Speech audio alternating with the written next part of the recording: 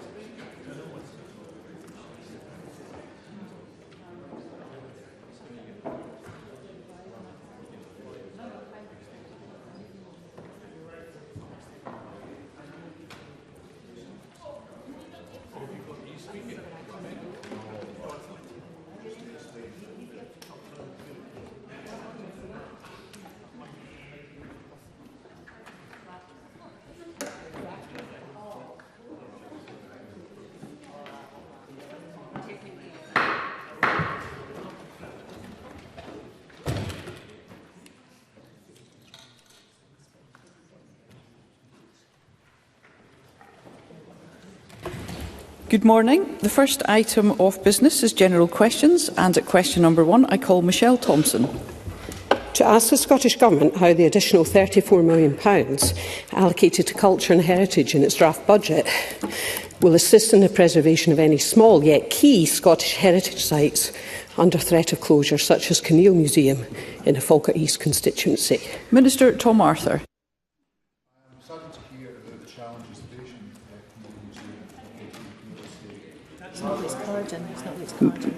Minister, can I just check that your card is in the system? An auspicious start. Presiding Officer, I am saddened to hear about the challenges facing Kinneil Museum, located in Kinneil Estate, which has links with Mary Queen of Scots and the engineer James Watt.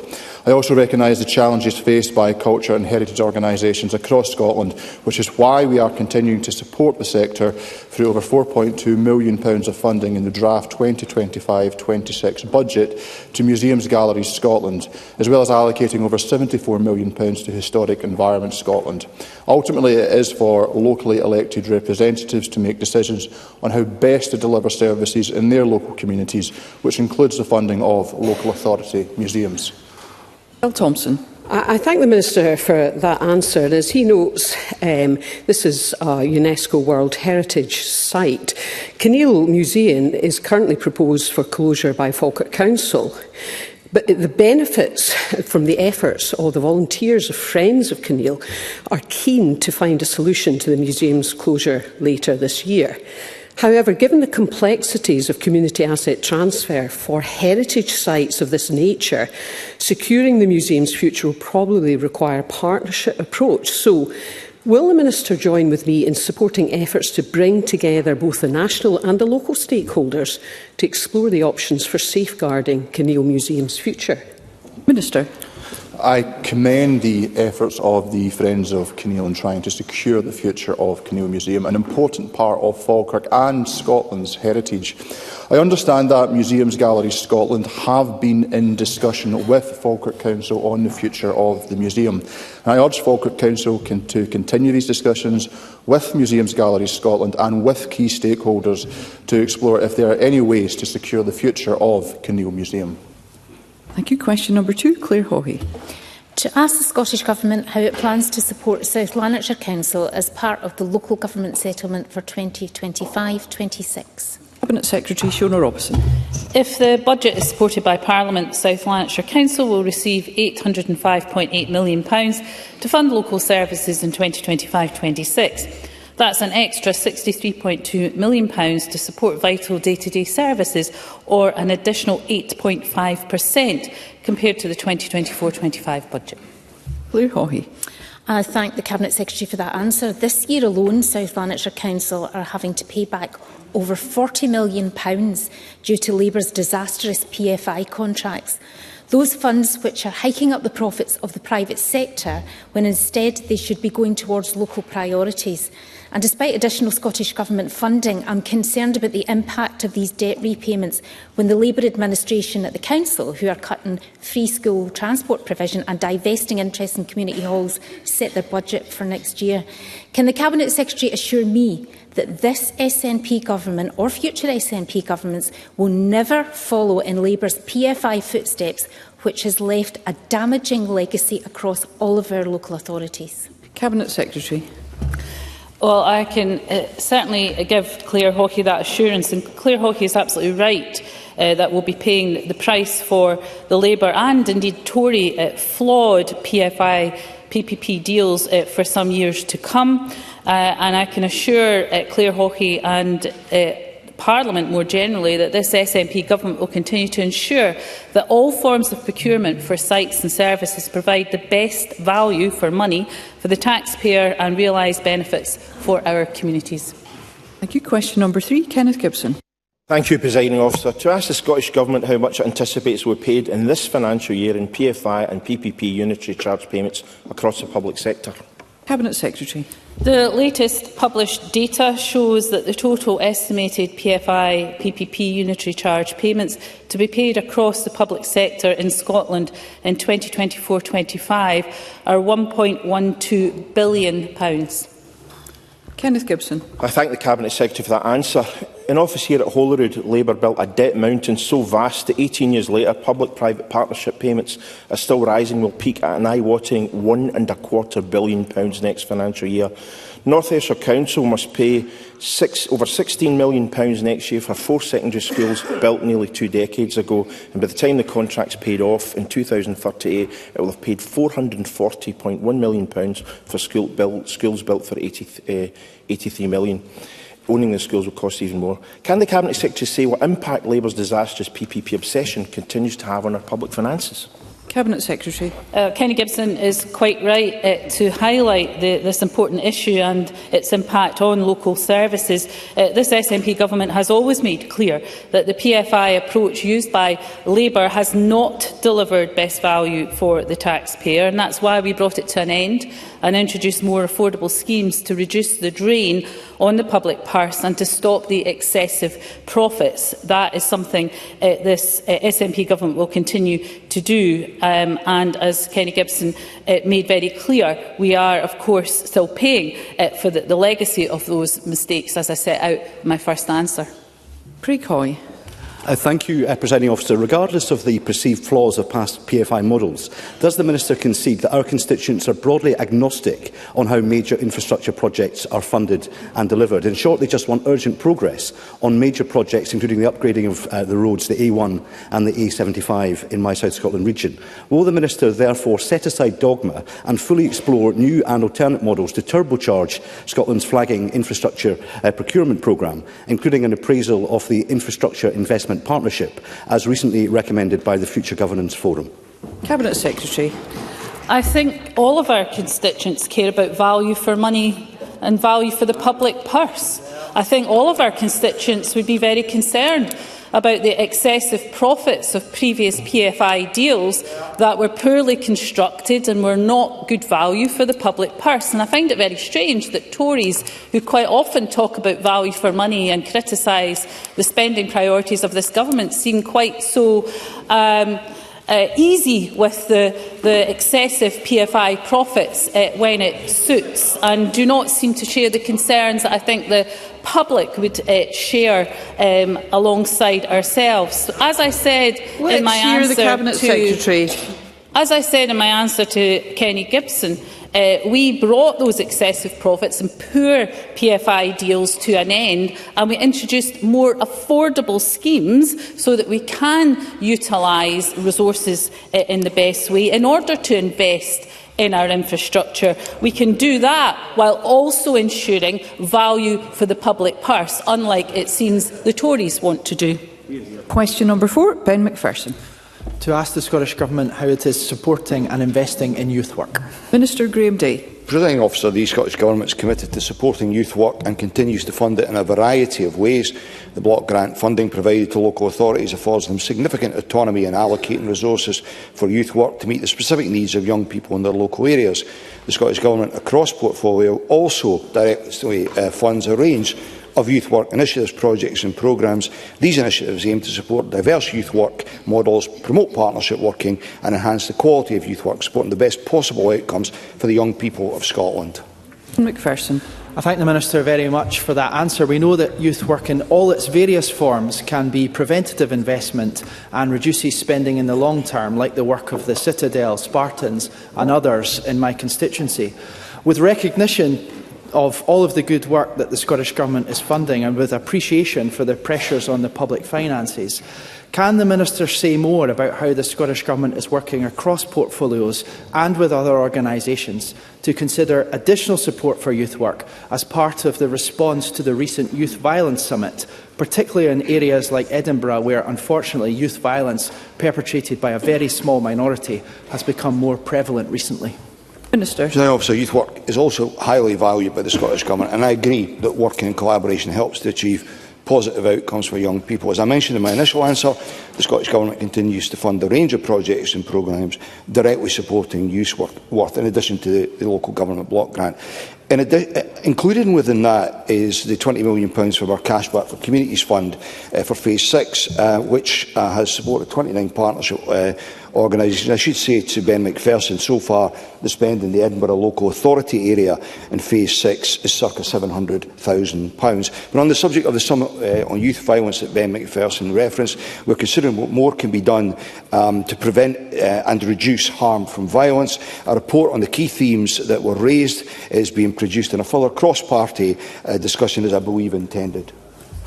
Thank you. Question number 5, Finlay Carson. To ask the Scottish Government what plans it has to improve road safety on key routes. Cabinet Secretary Fiona Hislop. This year, as part of our £1.1 billion investment in maintaining and improving Scotland's road network, the Scottish Government are investing a record £36 million on road safety initiatives across key routes.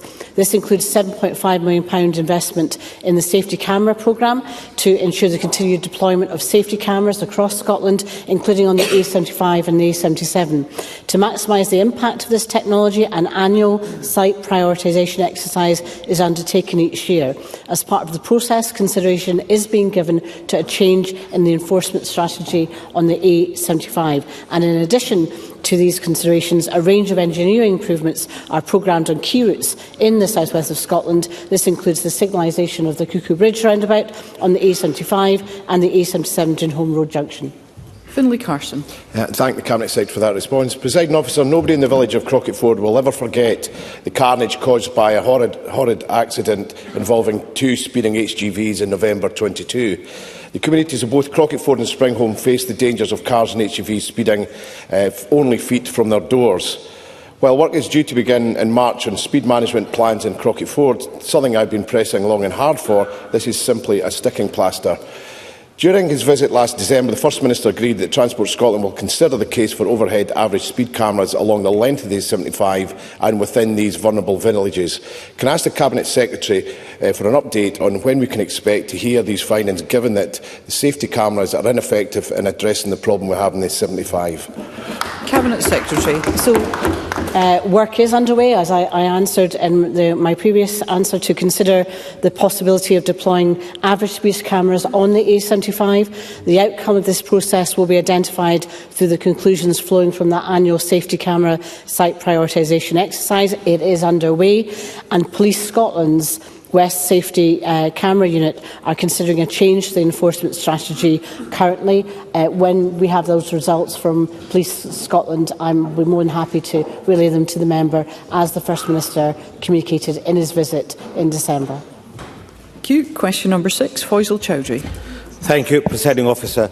To ask the Scottish Government regarding any implications for its provision of funding for humanitarian aid in Gaza, whether it will provide an update on what discussion it has had with the UK Government regarding recent developments in Gaza. Minister Tom Arthur. To date, the Scottish Government has committed £1 million for the crisis in Gaza and the wider Middle East. This money has provided food, water, medical assistance and shelter to displaced people across the region. As the political and humanitarian situation in Gaza continues to develop, Scottish Government officials will maintain regular contact with their counterparts in the Foreign Commonwealth and Development Office.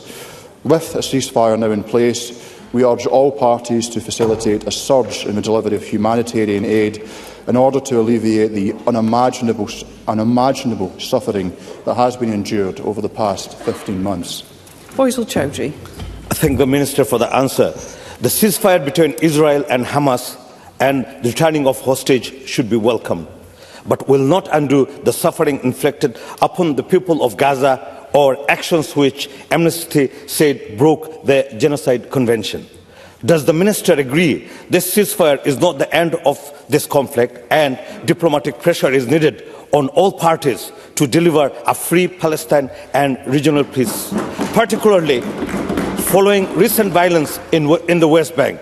And will the Scottish Government consider actions to prevent public money going to organisations which have profited from this war?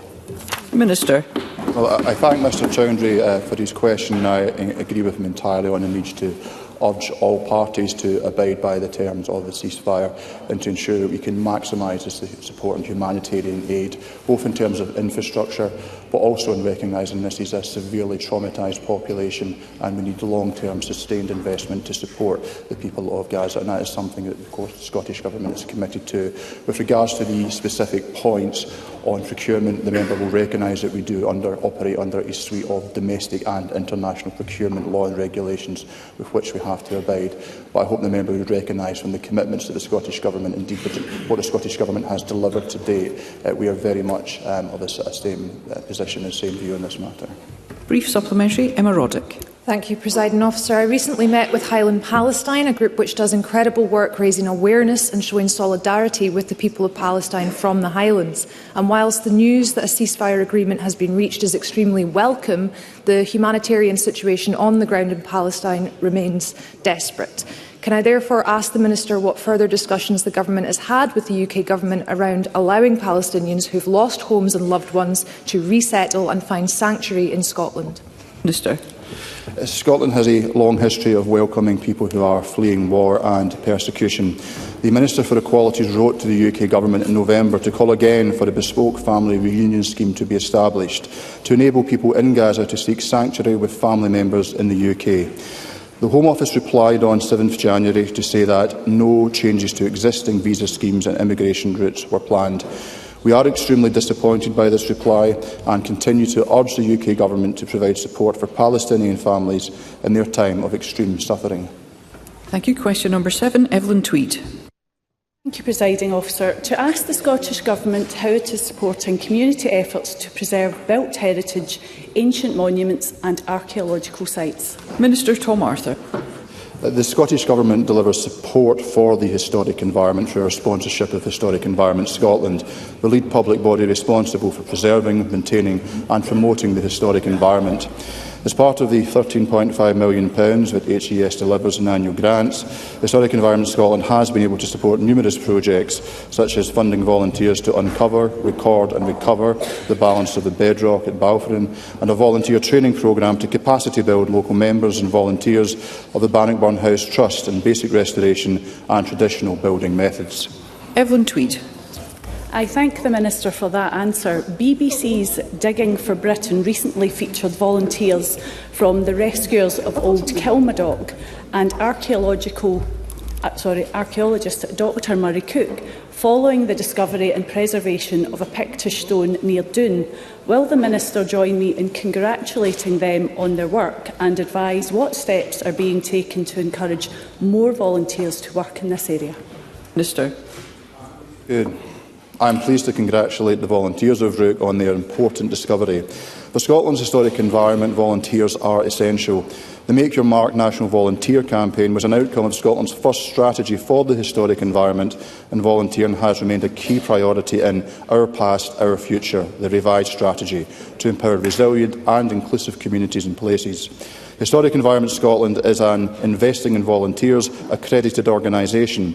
We aim to increase the number and diversity of heritage volunteers in Scotland, whilst promoting volunteering opportunities, connecting coordinators nationwide, sharing inclusive practice and evidencing impacts to lobby for funding. Make Your Mark also plays an important role in contributing to the wider reach of volunteering in Scotland through the lens of the Scottish Government's commitment to volunteering in Scotland's Volunteering Action Plan. Concise question 8, Miles Briggs. Thank you, Presiding Officer. To ask the Scottish Government what its position is on whether the remit of the Scottish Child Abuse Inquiry remains appropriate. To First Minister. Well, the remit of the Scottish Child Abuse Inquiry was established following extensive consultation with survivors. The inquiry, which has now been operating for 9 years, is independent, and the Chair, Lady Smith, is responsible for deciding what is examined by the inquiry to fulfil its remit, and I believe the remit remains appropriate. Miles Briggs. I thank the Deputy First Minister for that answer. She will know that people who have gone to this inquiry are concerned that this has seen that many victims have felt that their voice has not been heard, that non-disclosure agreements by public bodies and often are stopping truths coming out in this inquiry, and it's only looking at historic abuse. Can I therefore ask, one of the campaigners have put forward the idea of establishing an independent national whistleblower officer for education and children's services. Is that something the Cabinet will consider, and will she meet with me and campaigners to discuss this issue further? Deputy First Minister. Can I make the important point that it's very much to respond to survivors' requests that we initially established the remit as it was, and I continue to engage with survivors independently of the inquiry. My view would be that changing the remit at this late stage of the inquiry would mean it takes significantly longer to reach and publish its conclusions, and that risks failing to respond to survivors of in-care abuse and delays the opportunity to address the recommendations that the inquiry might make. I am very happy to engage with the member on these matters. Thank you. That concludes general questions. Before we move to First Minister's questions, I call the First Minister to make a short statement about tomorrow's weather warning. Presiding Officer, I am very grateful to you for the opportunity to make these remarks to Parliament before First Minister's questions. The Met Office has this morning issued a very rare red weather warning for storm Ailwind tomorrow. The warning covers parts of the Dumfries and Galloway and of the Scottish borders, all of Strathclyde and Lothian borders, the Forth Valley and southern parts of Fife. The red weather warning is expected to begin at 10 a.m. tomorrow morning and last until 5 p.m. tomorrow evening. A wider amber warning for high winds across the whole country and a yellow warning for snow in some parts also still remain in place. The storm could bring winds of up to 100 miles per hour. The Met Office advice is clear. The potential impacts include danger to life, structural damage to property and transport and power disruptions. So we have to be clear, people should not travel, and Police Scotland will issue a formal do not travel advisory notice shortly. Councils will make decisions today on school closures. The Government, of course, is ready to respond. SCORE, our resilience and emergency system, was activated this morning to coordinate help and to support Scotland's frontline responders, including police, fire services and the ambulance service. I will chair a meeting of the Resilience Room shortly after First Minister's questions today, and further advice will be issued to the public. Presiding Officer, red weather warnings like this are very rare. Our message is simple. Please follow the advice from the Met Office and the police. Take this seriously and stay safe. Thank you. The next item of business is First Minister's questions, and at question number 1, I call Russell Finlay. Thank you, Presiding Officer. Scotland's nurses last week issued a desperate and urgent warning about our broken NHS. Patients in extreme pain are stripped of their dignity and left for hours in A&E. Waiting times for life-changing and life-saving operations keep going up. People are unable to get an appointment for a GP or a dentist. Targets are being missed so often they have become largely meaningless. So does John Swinney really still have confidence in his Health Secretary, Neil Gray? First Minister. Yes, I do. The Health Secretary and I are deeply engaged in making sure there is effective leadership in place to support the National Health Service to recover from the implications of COVID some years ago and also the very severe implications of the flu situation that we've had in recent weeks. And we're entirely focused on that challenge. Russell Finlay. Our NHS is in a permanent state of turmoil, but Neil Gray is failing to do his job and refusing to be straight with the public. This week, the Health Secretary admitted that he misled Parliament. After taking taxpayer-funded limos to 9 football matches, he claimed that they were all to discuss government business. But crucially, he said he had all the official notes to prove this. But it turns out that some of the notes don't exist. Neil Gray had just made it up. And this was the second formal apology to the Parliament. Surely, long-suffering patients deserve honest leadership at this time of crisis. First Minister. And that's exactly what patients in Scotland have got, because I'll tell it. I will tell it as it is about the National Health Service. It's why the Health Secretary and I spent a large amount of time on Wednesday with a whole range of stakeholders from across the health sector who will be crucial in helping us to support the National Health Service to navigate its way through the challenges that we face because of an ageing population and a significant increase in demand. That's what the Health Secretary and I are focused on, that's what we're doing during this week, and that's what we're doing henceforward. Before I call Mr Finlay again, I would be grateful if members could avoid shouting out in the chamber. Russell Finlay. So, I think from that answer, the First Minister confirms that he is in a state of denial. He appears to have given a free pass to his distracted Health Secretary, no matter what he does. This afternoon, the planned National Care Service that Neil Gray is supposed to be in charge of will be scrapped without treating a single patient and with tens of millions of pounds down the drain. Neil Gray is giving Humza Yousaf and Michael Matheson a run for their money as the SNP's worst Health Secretary. He misled Parliament, but he didn't come clean straight away. The truth had to be dragged out of him by the Scottish Conservatives. And I have a simple question. When exactly did John Swinney first know that Neil Gray had misled Parliament? First Minister. Presiding Officer, all of these issues have been set out to Parliament. The Health Secretary, the Health Secretary made a statement to Parliament. Let's hear the First Minister. The Health Secretary came here and raised a point of order on Tuesday when it was clear from the points raised by the Conservative and Labour members that there was an issue in relation to his original statement, and I've dealt with those questions accordingly. What I'd say to Mr Finlay and to members of the public around the country is that they should be assured that their First Minister and their Health Secretary are absolutely focused on delivering the leadership necessary to strengthen and improve the National Health Service and to deliver for patients. That's my commitment to Parliament today. Russell Finlay. That's just textbook John Swinney failing to answer the most simple of questions. If we didn't keep raising this, Neil Gray would never have admitted that he'd misled Parliament over taxpayer-funded limos to the football. This flagrant breach must be investigated by the independent adviser to the ministerial code. But John Swinney is standing by Neil Gray just like he backed Michael Matheson and Humza Yousaf. Patients will continue to be let down by another dishonest and disgraced and distracted Health Secretary who is failing to bring down waiting lists.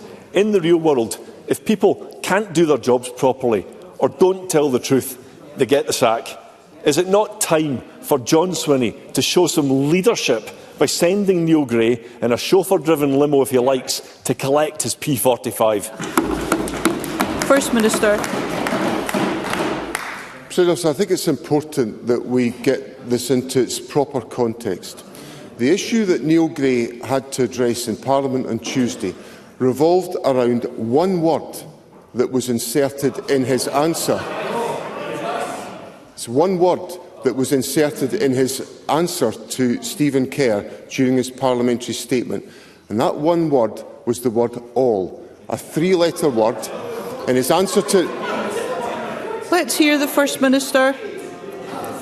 In his answer to Neil Bibby and in his original parliamentary statement, there was no issue about the language used by Neil Gray. In one answer, Neil Gray used one word that he shouldn't have used, the word all. Now, First Minister, if I may, I'd be grateful if those of us who are privileged to sit in this chamber could treat one another with courtesy and respect. First Minister. So, Presiding Officer, on the basis of that fact, I judge that Neil Gray, in taking the action that he has taken, has acted entirely appropriately in his responsibilities to Parliament and in accordance with the Ministerial Code. Now, of course, it is up to the independent advisers that I have appointed to take a different view to the one that I have taken. And I will be inviting my independent advisers to consider the view that I have taken, and it will be free to them to take that decision. That's why I have strengthened the Ministerial Code. It's why I've strengthened the independent advisers and why I've appointed 3 individuals of eminent reputations to make sure that they can scrutinise these questions. But fundamentally, what matters to the people of Scotland today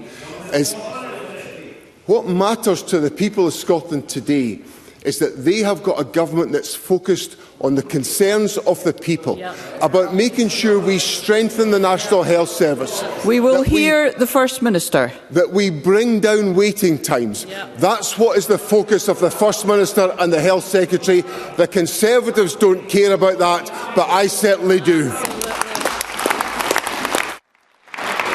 Question number 2, Anna Sarwar. Thank you, Presiding Officer. Our NHS and social care system is in permanent crisis under the SNP. And we know that one route to solving this crisis lies with tackling delayed discharge. That's where a patient is medically cleared to go home but can't, often due to a lack of a care package. In the words of Dr. Ian Kennedy of the BMA, the key to unlocking the front door of our hospitals lies at the back door. But under the SNP, delayed discharge has soared. On Monday, I raised the case of Yvonne, a 68-year-old grandmother living with MS from Auchterarder. Despite being medically cleared to go home, Yvonne had to spend an extra 2 months in hospital waiting for a care package. In desperation, Yvonne took to wearing a T-shirt that said, "Can I go home now?" and "bed blocker." How have John Swinney and Neil Gray allowed this to get so bad? First Minister. So the issues around delayed discharge are complex because they essentially rely upon the strength and the capacity of the social care system in Scotland. And that's the key question that the Government is addressing in the steps that we're taking to ensure that the health service and the care system meets the needs of the public in Scotland. So one of the steps that we're taking to try to make that a better position, because I accept that the situation that Mr Sarwar has put to me is not acceptable. We're putting in place a record funding settlement for the health service, which will strengthen social care, and we're also delivering a real terms increase in the local authority budgets to make sure that local authorities are able to contribute more to health and social care partnerships to make sure that more social care places are available at local level. That's the practical and tangible action the Government is taking to address this situation. Anna Sarwar. The fact is, it's getting worse, not better, on this Government. And in 2015, the SNP pledged to end delayed discharge. But much like their pledges on waiting times, A&E performance and social care, things have got worse, not better. On any given day, around 2,000 Scots are stuck in hospital despite being cleared to leave. And over the last decade, we've had 5 health secretaries, and the cost of their collective failure to deal with this has risen to over £1.5 billion. But the biggest price has been paid by countless Scots who have been failed as the situation has deteriorated. But, Presiding Officer, apparently not to worry. We're now told the self-described full-on John is rolling up his sleeves and taking personal charge of the crisis his party's created in our NHS. So given he rolled up his sleeves and wrecked our education system, and he rolled up his sleeves and wrecked the public finances, is it any wonder Scots fear for the future of our NHS under the SNP? If I may just remind all members that we do not use nicknames in the chamber. First Minister. There'll be no worry on that front from me, Presiding Officer. I'm really touched that Mr Sarwar's taking such a close interest in all my press interviews. That suggests he's a bit touchy about things these days. That suggests that maybe he's a little bit worried about his position, that he's not quite as confident that he was heading in the direction of Butte House. Well, if he's that worried, that tells us we're on the right course in what we are doing.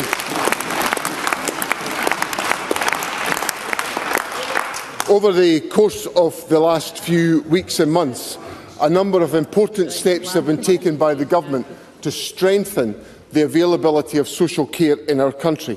The expansion of frailty units associated with A&E departments, the expansion of the hospital at home system, which is designed to care for individuals in their own homes and provide them with the clinical care to avoid them being in hospital, the support that's been put in place in relation to the strengthening of GP practices, which of course is not helped by the employer's national insurance contribution changes of the United Kingdom Government.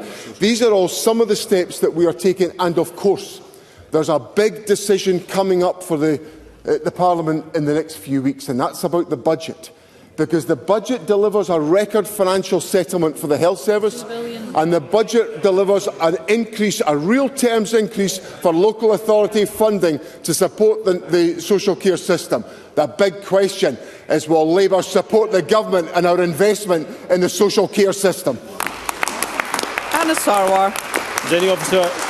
Presiding Officer, with that answer, I think it's clear that John Swinney won't be joining Nicola Sturgeon at the Glasgow Comedy Festival. But come May 2026, he will be joining her as an ex-First Minister of this country.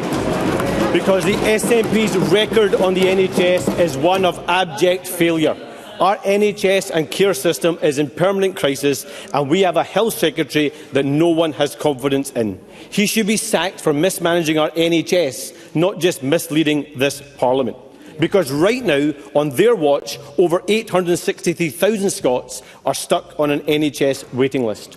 Over 100,000 of them waiting over a year to be seen. And right now, 2,000 Scots are stuck in hospital, medically cleared to leave, but unable to go home. So no matter who they choose as the latest Health Secretary, the SNP can't deliver the new direction our country needs.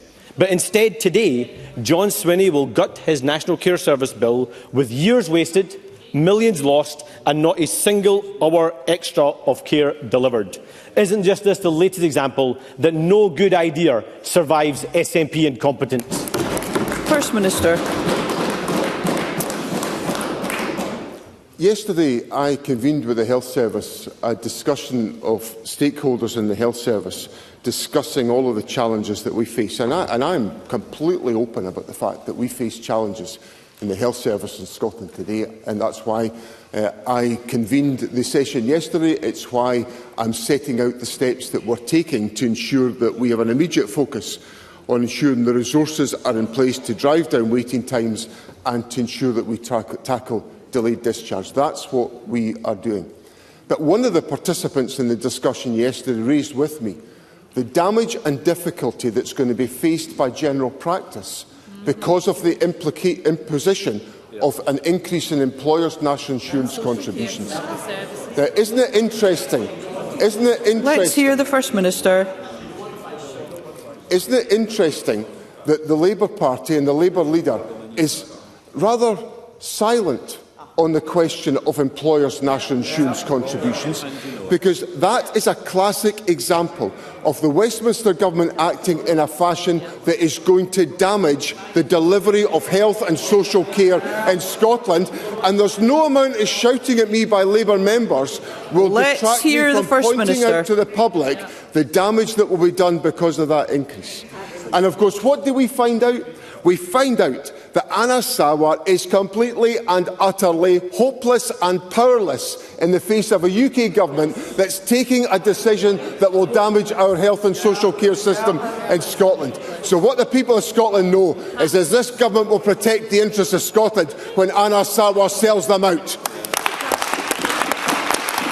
Question number 3, Lorna Slater. Buses are too expensive in Scotland. We see fare hikes every year, with passengers across the country having to fork out even more cash to get on board. The Scottish Greens have called for a £2 cap on bus fares as part of this year's budget negotiations. For example, folks living in the First Minister's constituency are paying an extortionate £5.10 to travel from Blairgowrie to Perth. A £2 cap on bus fares would save a commuter on this journey £31 a week, or £124 a month. Does the First Minister agree with me that we should be capping fares and making buses cheaper in Scotland? First Minister.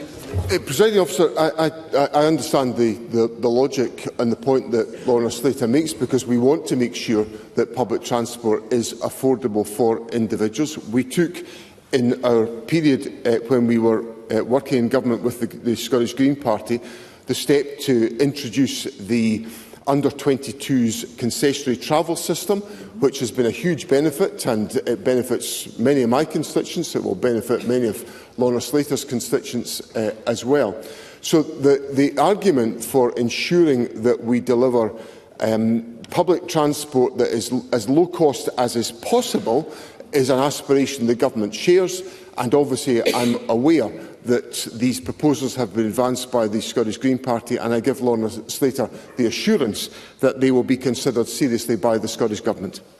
Lorna Slater. Cheaper bus tickets are the right thing for people and planet. It would help people save money and to leave the car at home. It would open up new opportunities. Already, thanks to the introduction of free bus travel for everyone under 22, secured by the Scottish Greens, young people across Scotland have made over 150 million free bus journeys. We need to go further to deliver a truly affordable, reliable and accessible bus network all across Scotland. We need to reverse the damage of privatisation, protect essential routes and build publicly owned services that deliver for all passengers. What more is the Scottish Government doing to cut the cost of buses and to support workers and commuters?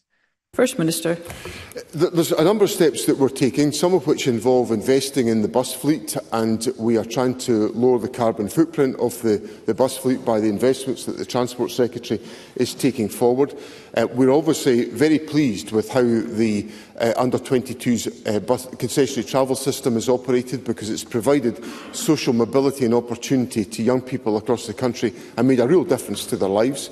I understand the proposals put forward by the Green Party, and I understand the benefit that would arise out of being able to implement those proposals. They were not included in the Government's budget in December, but I give Lorna Slater the assurance that these proposals will be considered seriously by the Government as we take forward our budget preparations. Thank you. Question number 4, Christine Graham. Thank you very much, Presiding Officer. To ask the First Minister, in light of the inauguration of Donald Trump as US President and the reported prospect of import tariffs, what sectors of Scottish business it anticipates may be most affected? First Minister. President Officer, I'm alert to the dangers of tariffs and the damage they can cause, and we are closely engaged in the fact that President Trump has asked the US Secretary for Commerce to investigate the US's annual trade deficit and its economic and security implications. It's important to note that no new tariffs have been established, but we do not believe tariffs are the answer, and we would urge all parties with an interest in the export of Scottish goods to come together and work towards mutually beneficial resolutions. Christine Graham. I thank the First Minister for his answer, and of course he has to be constrained and diplomatic and work in the interests of Scottish business. I understand that. I'm not so constrained and find Donald Trump to be personally creepy and his policies wrecking not just the world economy but the Scottish economy potentially. Does the First Minister recall that in 2019, phase 1 of Trumponomics, he used tariffs against the EU impacting on Scotland with a 25% tariff on each bottle of malt whisky, and that cost the industry in just 18 months $600 million. So what damage does the First Minister worry would be brought to the whisky industry and others if tariffs were to continue or to be reimposed? First Minister. I think it would be a brave individual that suggested that Christine Graham should be diplomatic on any day of the week, and I certainly don't intend to go into that particular abyss. But Christine Graham raises a very important issue. If there were to be tariffs of the type that Christine Graham set out, they would be very damaging to key sectors of the Scottish economy, not least of which would be, and probably the strongest example, would be the Scotch whisky industry. That's why, although I understand entirely the fact that people will have very strong views about President Trump, as First Minister of Scotland, it is my duty to ensure that I take every step that I possibly can do to protect the economic and national interest of Scotland, which is why, should the situation arise, I will engage emphatically to protect the interests of Scotland and to engage with the President of the United States if that is necessary to do so. Now, I hope we don't end up in that situation, because Scotland and the United States enjoy and experience a very strong and long-lasting relationship, and I want that to continue and thrive in the years to come. Murdo Fraser. Thank you, Presiding Officer. Can I remind the Chamber of my register of interest in relation to my connection to the Scotch Whisky Association? As Christine Graham fairly said, during the first Donald Trump presidency, tariffs on Scotch whisky were calculated to cost the industry £600 million, and we cannot run any risk of repeating that damage. So would the First Minister agree that all politicians here should recognise the need in the interests of our economy to work constructively with the US regime, whatever our view on Donald Trump? And in the words of the new President of the Scottish Chambers of Commerce, some need to hod their wheesht when it comes to criticising the President. First Minister. Well, if Murdo Fraser will forgive me, I'll just be accountable for my own conduct and my contribution. And what people can be assured about is that this First Minister will be focused on the issues that matter to the people of Scotland. We've talked about the National Health Service already in this section, and the issue of the NHS matters to me. The Scottish economy and its prospects, the prospect for the Scotch whisky industry, all matter to me into the bargain, and I will take forward my responsibilities to make sure Scotland's economic interests are protected, and should that come from engagement and dialogue with the President of the United States, notwithstanding people's views about the President, I will do exactly that, because it's my duty to do so as First Minister. Thank you. Question number 5, Megan Gallagher. Thank you, Presiding Officer. To ask the First Minister what steps the Scottish Government is taking to address concerns regarding waiting times in A and E departments, following the reports of a mother having to wait 50 hours for medical care at University Hospital Wishaw. First Minister. President Officer, I apologise for the long wait experienced by the patient referred to by Megan Gallagher, and to anyone whose experience of the NHS has fallen short. Services have been under exceptional pressure due to a number of issues, including a rise in winter illness, as I recounted to Parliament last week. On Monday, along with the Health Secretary, I held a further meeting with health boards, the Scottish Ambulance Service, NHS 24 and Public Health Scotland to assess pressures and to discuss ongoing work to minimise delays. As part of this, we will build on the good work underway in many boards to ensure that every core A&E department has a frailty unit which has been shown to shorten length of stay and improve outcomes for patients. Megan Gallagher. I genuinely did not believe I would leave that hospital. I spoke with Lynn Nielsen this morning, who told me of her ordeal when she arrived at Wishaw General Hospital in my region. She told me the hospital was like a war zone and had no access to basic facilities such as a toilet or medication for pain relief. It's not the nurses, it's not the doctors, it's the system that's fundamentally broken. Lynn is grateful to all NHS staff who helped her, especially those on the ward who she says gave outstanding care. Lynn is yet to receive an apology from the Health Secretary for the disgraceful mismanagement of our NHS. She doesn't want anyone else to endure what she did. So will the First Minister write to Lynn to apologise for having to wait 50 hours for medical care at Wishaw General Hospital? And will the First Minister finally admit the system is broken and install a Health Secretary who is fully focused on fixing our NHS? First Minister. President Officer, if Megan Gallagher will provide me with the address of her constituent, I will happily write to convey the apology that I've put on the official report in Parliament today, because I think it is unacceptable. But I've also explained to Parliament the enormous pressures that the health service is enduring because of the significant upsurge in winter flu cases that we've experienced in recent weeks. Now, the situation that was reported to me and the Health Secretary on Monday is an improved situation. There is less intensity of pressure. That should not be confused for there is no pressure, because there remains significant pressure on the National Health Service. But the Health Secretary and I are entirely focused on making sure that we address these issues, and we will continue to do so, because it's essential that we focus on what matters to the people of Scotland, and that's about improving the health service, and that's what we're committed to doing. Jackie Baillie. Every week the First Minister says sorry, and every week it gets worse. A&E departments across Scotland continue to be in chaos, with over 173,000 patients waiting over 8 hours to be seen in A&E last year. The First Minister hosted an NHS crisis meeting yesterday in Bute House. He's already sidelined the Health Secretary, and he's finally waking up to the years of SNP failure. But of course, he was at the heart of the SNP government for 17 of those 18 years. The First Minister is keen to tell us about the importance of staff, and on that we can agree. They are working flat out to keep patients safe, and there is no solution to this crisis that does not involve NHS staff. So can I ask the First Minister to explain why Unison and other trade unions, which represent the majority of NHS staff, were not invited to his meeting yesterday? Do they not matter? First Minister. So Jackie Baillie just said that every week it gets worse. That is not true. That is not true. So look, listen. I'm getting lectured about the importance of accuracy in what we all say to Parliament, so Jackie Baillie better listen to what I'm going to say to her about her statement.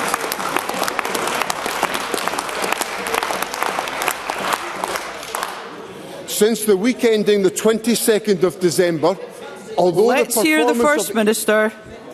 Although the performance of A&E units are not where we want them to be, the performance of the 4-hour target in each of the weeks since the week ending the 22nd of December has risen week on week as a result of the hard work of the staff in the health service, and Jackie Baillie should stop running down the staff of the National Health Service.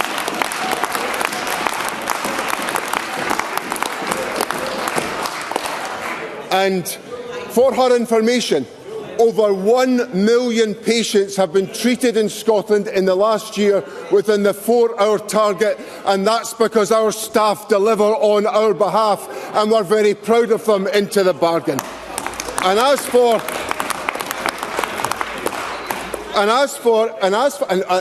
Let's hear the First Minister. I think I've really touched. I was calling upon members to ensure that we can hear the First Minister, or indeed whoever has been called to speak at that point. I don't think Jackie Baillie wants to hear the fact that she's giving factual inaccuracies to Parliament today. I don't think she's interested in hearing that. So First Minister,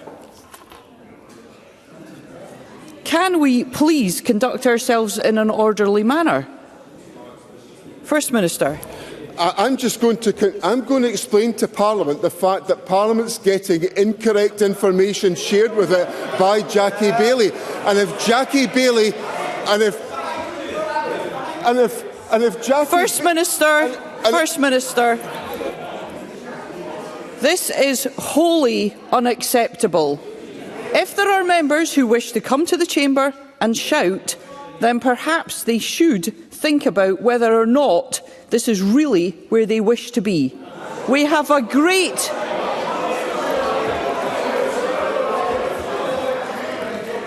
If members wish to remain in this chamber, then it is essential that they conduct themselves in a courteous and respectful manner, and that includes respecting the authority of the Chair. First Minister. So, on Wednesday, I had a roundtable discussion with the Health Secretary with a whole range of health stakeholders, some of whom represented employees directly in the National Health Service. Yep. So the authors of the survey that Mr Sarwar cited to me last week, the Royal College of Nursing, were represented around the table last week. So it's important that I heard directly from those representing some of the workforce.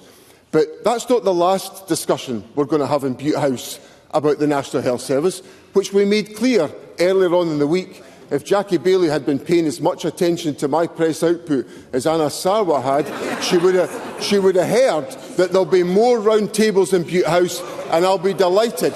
And I'll be delighted.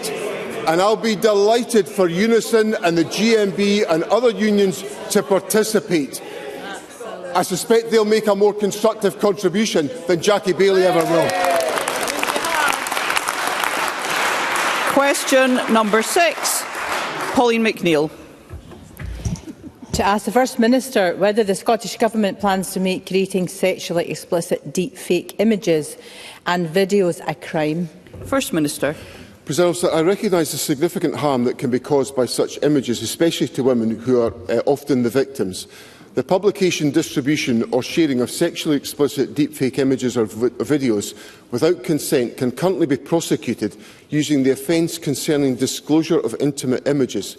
However, the development of artificial intelligence means creating such images is easier than ever and a growing problem which we take very seriously. Therefore, we are carefully considering whether specific legislation is required to provide greater protection to those at risk of image-based abuse. This work includes giving consideration to UK Government plans to criminalise the creation of deepfake images extending to Scotland. This would require legislative consent, and we are open to working with the UK Government on this question. Pauline McNeill. Deepfake abuse has been described as a new frontier of violence against women. The proliferation of sexually explicit deepfake images has grown at an alarming rate, causing devastating harm to victims. My Choice, a campaign group that tackles image abuse, found that 99% of deepfake images were of women and girls. And one of the most unsettling features of this abuse is that often people known to the victim who are creating these images and sharing them. Teenage girls have found that their classmates are using apps to transform their social media posts into nudes before sharing them. I've raised this question before, so I am pleased with the First Minister's answer. Does he agree that there is an urgency now to close any loopholes in the law in Scotland by working with the UK Government who are doing the same? Because, as said, it's the sharing of images that is illegal, and we need to close that gap. Does the First Minister agree that we as a Parliament and you as a Government need to send a clear message that this type of abuse is part of the campaign to eradicate violence against women and girls? First Minister.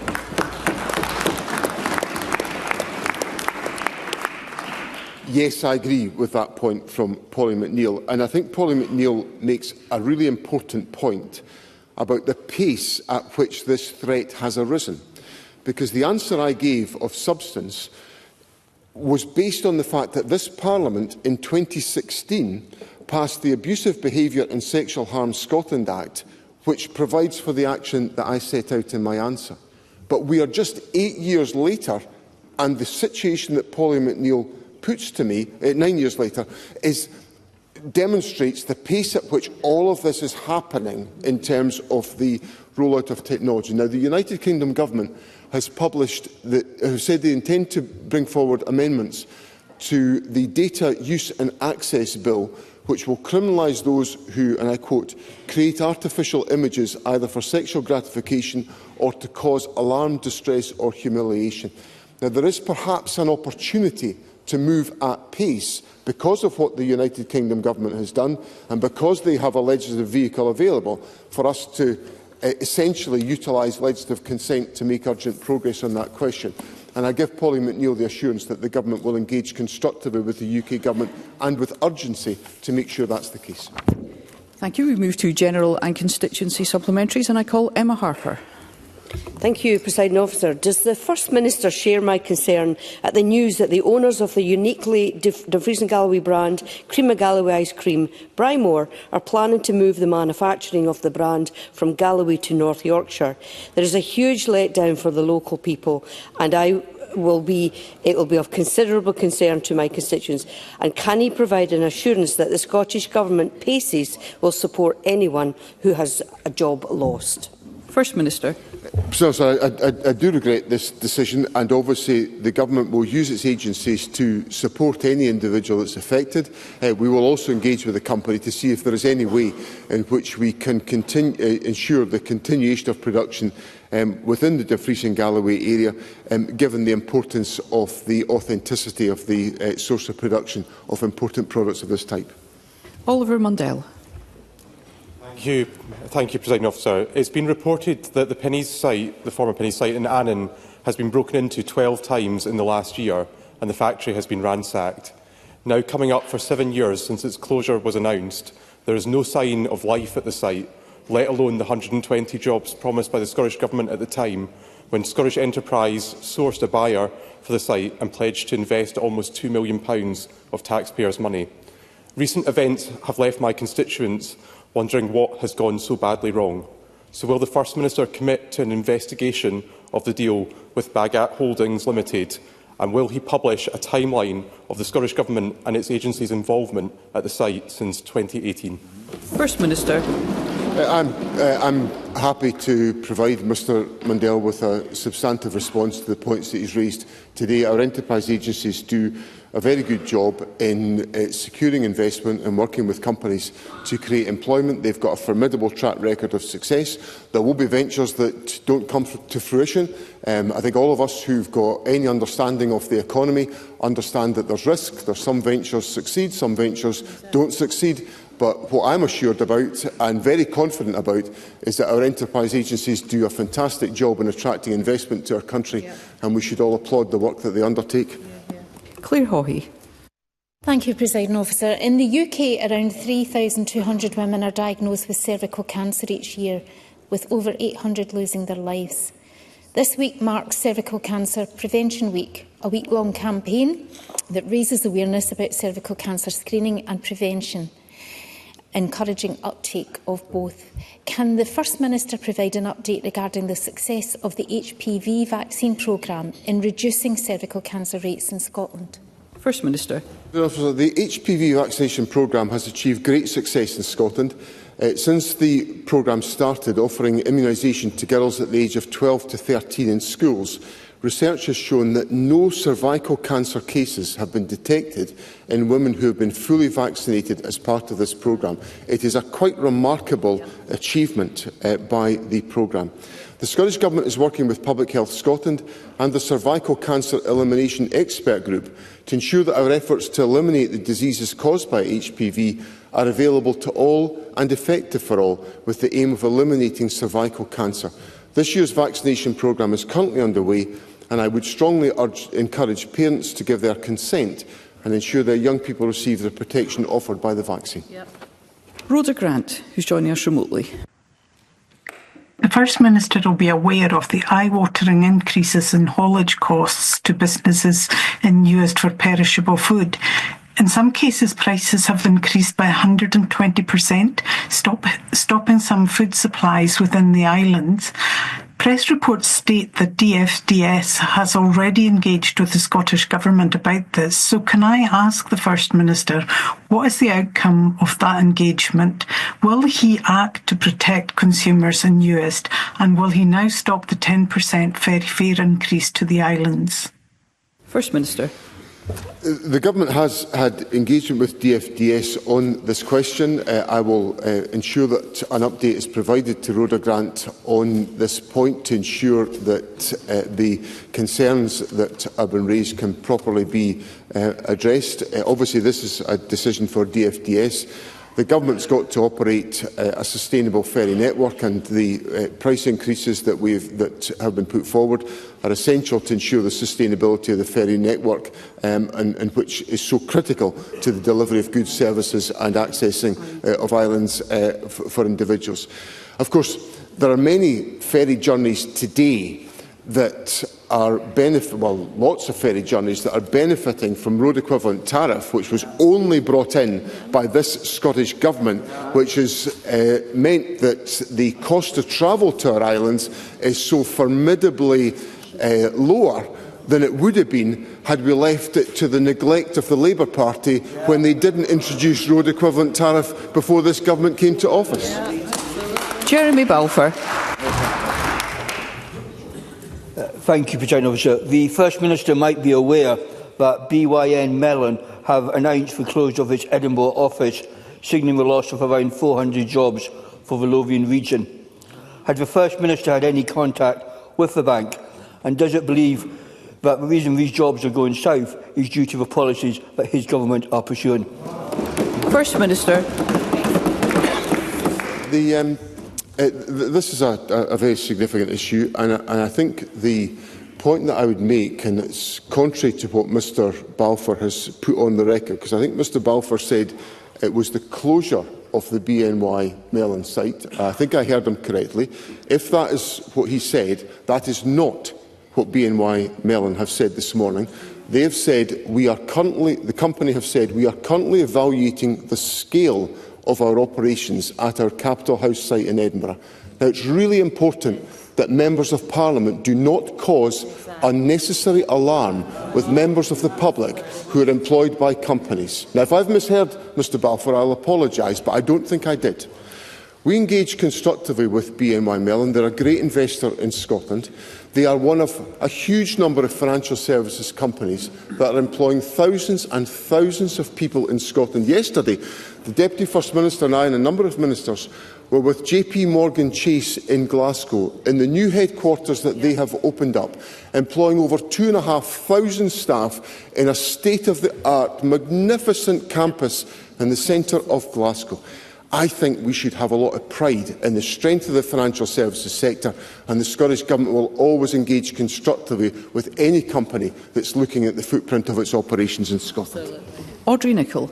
Thank you, Presiding Officer. As we progress with our journey to net zero, it's absolutely vital that we recognise and retain the considerable skills of oil and gas workers who will continue to play an incredibly important part in taking forward the green jobs of the future. So can I ask the First Minister, how the Energy Skills Passport pilot scheme launched this week will support workers to identify routes to careers in renewables and clean energy? First Minister. So this is one of the measures that we're bringing forward as part of our programme. We've provided £3.7 million of funding to support the industry in developing an energy skills passport. It will help that transition that Audrey Nicholl has referred to, because it's so important that the skills that we have available to us in Scotland in the oil and gas sector are able to be utilised in all aspects of economic activity in Scotland, and I'm very optimistic that will be the case within renewables as well. Thank you. I call Michael Mara.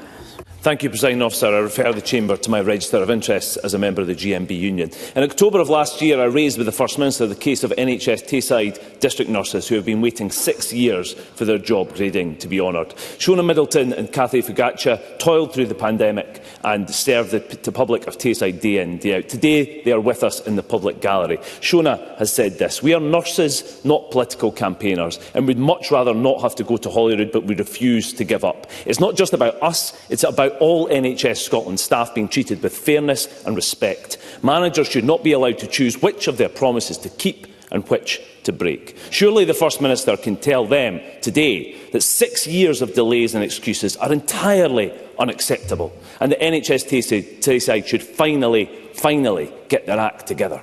First Minister.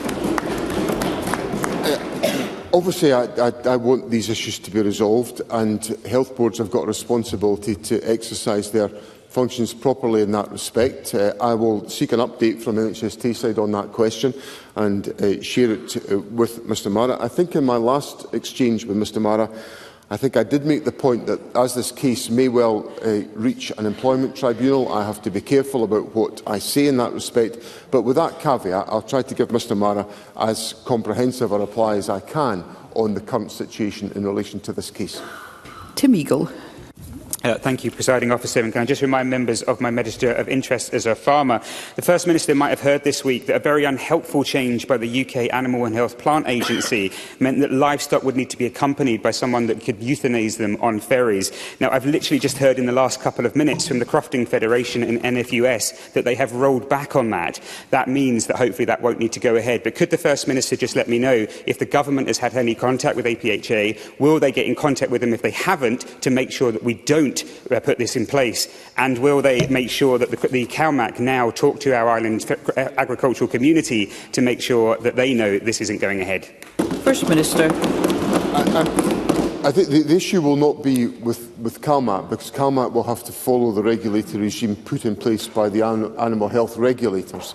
But I certainly, if that situation has transpired, then I welcome it. I obviously want to make sure I'm very familiar with the strength of the agricultural community in our island communities. Indeed, Mr Fairley and I were involved in discussions on Monday with the agricultural community in the Highland and Perthshire area, and we had representatives from Orkney who had travelled down to take part in that one of the other round tables that I was involved in this week. So I want to make sure that we can support our island agricultural communities. I'll explore whether there's any further advice that we need to make available, but if the situation that Mr Eagle has put to me has arisen, then I'm pleased to welcome that. That concludes First Minister's questions. The next item of business is a member's business debate in the name of Michelle Thomson, and there will now be a short suspension to allow those leaving the chamber and gallery to do so.